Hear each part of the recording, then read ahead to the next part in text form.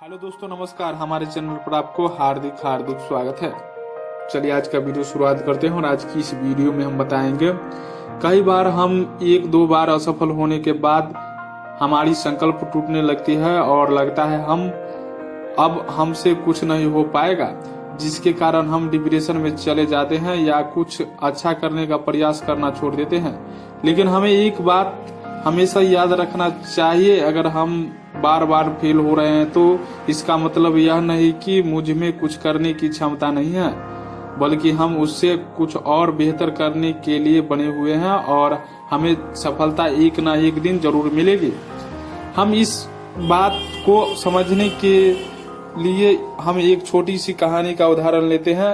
एक काफी दुबले पतले लड़का अभिनेता बनने की सपना लेकर मुंबई आता है और वह एक अच्छे एक्टिंग इंस्टीट्यूट से एक्टिंग सीख करके आता है। मुंबई में आने के बाद उसका संघर्ष शुरू होता है। वह कई फिल्में डायरेक्टर के पास जाता है काम मांगने के लिए, लेकिन हर बार उसे कुछ न कुछ कह करके रिजेक्ट कर दिया जाता है। कभी उसके शरीर दुबलेपन के कारण तो कभी उनकी आवाज के कारण। इस तरह उसे वह मुंबई में रहते हुए फिल्मों में काम नहीं मिलने के कारण वह काफी परेशान था और एक दिन उसे पता चला कि ऑल इंडिया रेडियो पर एक रेडियो जॉकी की वैकेंसी है। यह जानकर वह बहुत खुश हुआ और वह उस जॉब के लिए इंटरव्यू देने के लिए गया।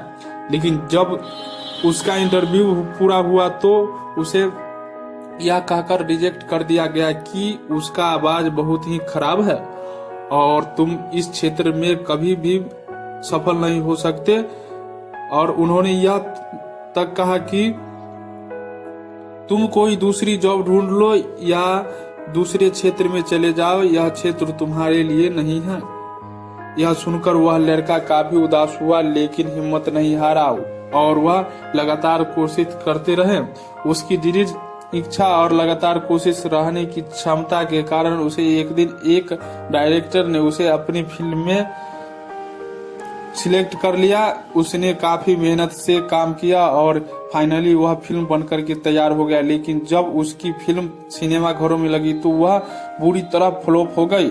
लेकिन फिल्म फ्लॉप होने के बाद भी वह लड़का काफी हद तक अपनी पहचान बनाने में कामयाब हो चुका था, जिसके कारण से कई फिल्म के ऑफर आने लगे। फिल्म से ऑफर आने के बाद वह लगातार फिल्में बनाते रहे, लेकिन एक के बाद एक उसकी हर फिल्म फ्लॉप हो रही थी, जिसके कारण इंडस्ट्री में प्रोड्यूसर उसे अपना हाथ खींच रहे थे। उनके साथ फिल्म में कोई काम नहीं करना चाहते थे।